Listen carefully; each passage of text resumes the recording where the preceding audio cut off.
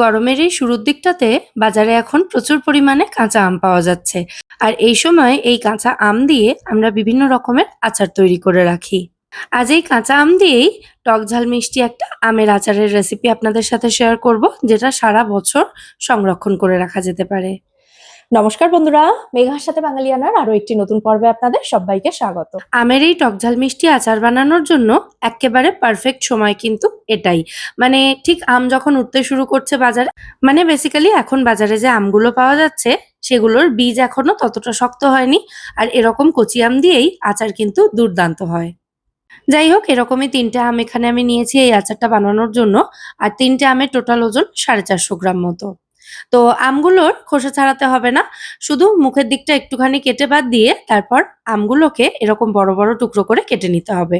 দেখুন, মাঝখান থেকে এভাবে কেটে নেবেন। যদি দেখেন খুব সহজে এটা কেটে নেওয়া যাচ্ছে তাহলেই বুঝতে হবে আমের বীজ কিন্তু এখনো ততটা শক্ত হয়নি। আর এই আমগুলোই এইরকম টকঝাল মিষ্টি আচারের জন্য এক্কেবারে পারফেক্ট। তো আমের বীজটা জাস্ট বাদ দিয়ে দিচ্ছি মাঝখান থেকে। আর এভাবেই বড়, বড় টুকরো করে সমস্ত আমগুলো কেটে রেডি করে নিচ্ছি। দেখুন, সমস্ত আমগুলো আমি একই রকমভাবে বড় টুকরো করে কেটে রেডি করে নিয়েছি।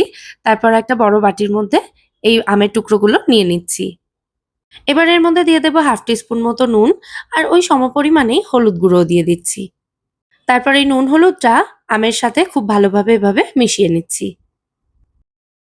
আমের টুকরোগুলোতে নুন হলুদ ভালো করে মাখানো হয়ে গেছে। তো এবার এটাকে এভাবেই 10 থেকে 15 মিনিট মতো রেখে দেব, যাতে আমের মধ্যে থেকে একটু ময়েশ্চার রিলিজ করে, মানে আমটা একটু জল ছাড়ে। তো মোটামুটি 15 মিনিট রাখার পর এখন দেখুন আমটা অনেকটা জলজলে মতো হয়ে গেছে।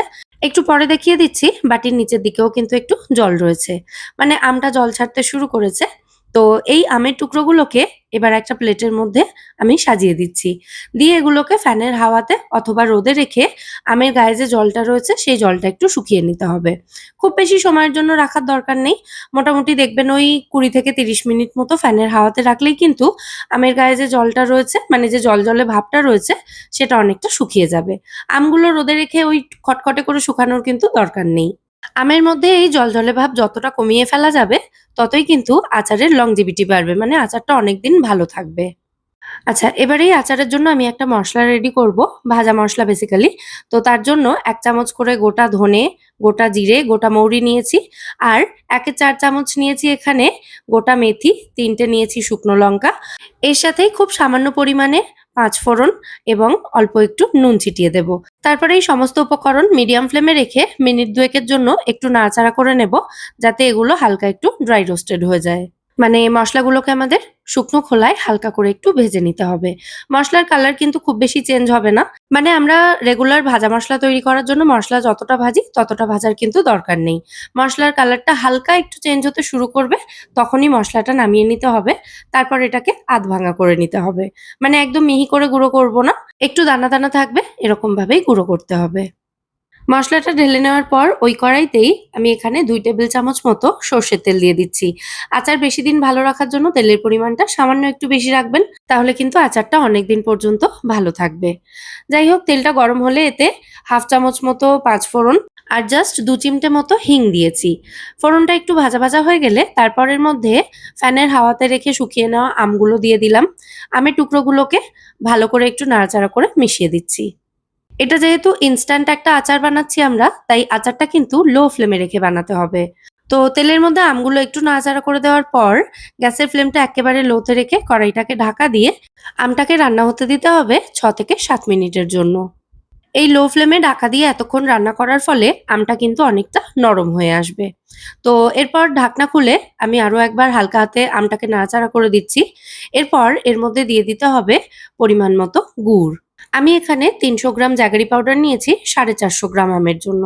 আপনারা কিন্তু গুড়ের পরিবর্তে সমান পরিমাণে চিনিও ব্যবহার করতে পারেন। তো গুড়টা দিয়ে একদম লো ফ্লেমে রেখেই এটাকে একটু নাড়াচাড়া করে দিচ্ছি।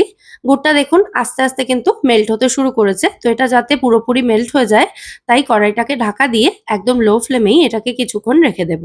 আস্তে, আস্তে মিনিট ৫ এর মধ্যেই দেখুন গুড়টা কিন্তু পুরোপুরি গলে গেছে এবং এটা হালকা ফুটতেও শুরু করেছে, দেখতেই পাচ্ছেন। তো এইভাবে কড়াইয়ের ঢাকনাটা খুলে দিয়ে মাঝে মধ্যে এটাকে নাড়াচাড়া করে লো ফ্লেমেই প্রায় ১৫ থেকে ২০ মিনিট মতো রান্না হতে দিতে হবে। তো এইভাবে প্রত্যেক ৫ মিনিট অন্তর, অন্তর আমটাকে একবার নাড়াচাড়া করে দিতে হবে। তো প্রায় ১৫ মিনিট লো ফ্লেমে গুড়ের মধ্যে আমটা রান্না করার পর এখন দেখুন আমটা কিন্তু পুরোপুরি নরম হয়ে গেছে। তবে যেহেতু আমের খোসা ছাড়ানো নেই এবং আমের যে বীজের দিকে শক্ত অংশটা সেটা রাখা রয়েছে আমের মধ্যে, তাই আমটা নরম হয়ে গেলেও এটা কিন্তু গলে যায়নি পুরোপুরি। তো এই সময় এর মধ্যে তৈরি করে রাখা আচারের মসলাটা দিয়ে দিতে হবে। আমি প্রথমে অর্ধেকটা দিয়ে ভালো করে একটু মিশিয়ে নিচ্ছি, তারপর বাকি অর্ধেকটাও দিয়ে দিচ্ছি। এই একই পদ্ধতিতে ইনস্ট্যান্ট আচার বানিয়ে আপনারা কিন্তু সেটা সারা বছরের জন্য স্টোর করে রাখতে পারেন। তবে অবশ্যই কিন্তু সারা বছরের জন্য রাখলে আচারটাকে ফ্রিজে রাখতে হবে। কারণ আমটা যেহেতু আমরা আচার বানানোর আগে রোদে পুরোপুরি শুকিয়ে নিইনি, তাই এতে ময়েশ্চার রয়েছে কিছুটা। আর যেহেতু ময়েশ্চার রয়েছে ১ মাসের বেশি এটাকে বাইরে রাখলে এতে কিন্তু ফাঙ্গাস আসতে পারে।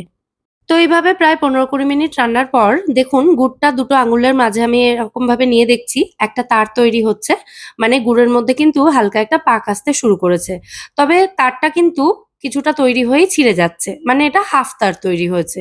ঠিক এরকম অবস্থাতেই গ্যাসের ফ্লেমটা একটু বাড়িয়ে দিয়ে গুড়টা সামান্য একটু ঘন করে নেব। দেখুন ঠিক এরকম একটা কনসিস্টেন্সি এসেছে। তো এই অবস্থাতে গ্যাসের ফ্লেমটা আমি অফ করে দিয়ে আচারটা ঠান্ডা হওয়ার জন্য রেখে দেব। আমাদের আচার কিন্তু এখানে এক্কেবারে রেডি। ঠান্ডা হওয়ার পর আচারটা দেখুন আগের থেকে কিন্তু আরো একটু ঘন হয়ে গেছে। মানে আচারের মধ্যে যে লিকুইড ভাবটা ছিল সেটা কিন্তু অনেকটাই টেনে গেছে। তো এইভাবে আচারটা পুরোপুরি ঠান্ডা হয়ে যাওয়ার পর এটাকে কোনো পরিষ্কার শুকনো এয়ারটাইট কাঁচের কন্টেনারে ভরে এটাকে আপনারা স্টোর করে রাখতে পারেন। এই আচারটা শুধু খেতে যেমন দুর্দান্ত লাগে, তেমনই রুটি পরোটার সাথে খেতেও কিন্তু অসাধারণ লাগে। অবশ্যই রেসিপিটা বাড়িতে ট্রাই করবেন এবং আমায় জানাবেন কাঁচা আমের এই টক ঝাল মিষ্টি আচারের রেসিপিটা আপনাদের কেমন লাগলো। আচারটা রেডি করার পর সঙ্গেই খাওয়া যেতে পারে। তবে এটাকে যদি ২-১ দিন রেখে দেওয়া হয়, তাহলে আমটা কিন্তু গুড়টাকে খুব ভালোভাবে অ্যাবজর্ব করে এটা আরো বেশি টেস্টি হয়ে উঠবে। একটা আমের টুকরো আমি একটু দেখিয়ে দিচ্ছি এভাবে যে আমটা কত সুন্দরভাবে সফট হয়েছে। দেখেই আশা করি বোঝা যাচ্ছে। এই যে আচারটাতে এত সুন্দর একটা টেক্সচার এসছে, এটা যদি আমটা আরেকটু বড় হয়ে যায় বা আমের বীজটা যদি আরেকটু শক্ত হয়ে যায়, তাহলে আমের টেক্সচারটা কিন্তু একটু ছিবড়ে টাইপের হয়। এত সুন্দর সফট হবে না। তাই এই আচার বানানোর এক্কেবারে পারফেক্ট টাইম কিন্তু এটাই। তো রেসিপিটা যদি আপনাদের ভালো লেগে থাকে ভিডিওটাকে বরাবরের মতো একটা লাইক এবং শেয়ার করে দেওয়ার অনুরোধ রইল। সাথে আমার চ্যানেলটাও সাবস্ক্রাইব করে নিতে পারেন এরকমই নিত্য নতুন রেসিপি পাওয়ার জন্য। আজ তাহলে এ পর্যন্তই। আবার দেখা হবে পরের পর্বে। সবাই সুস্থ থাকবেন, ভালো থাকবেন এবং সব্বাইকে খুব ভালো রাখবেন। নমস্কার।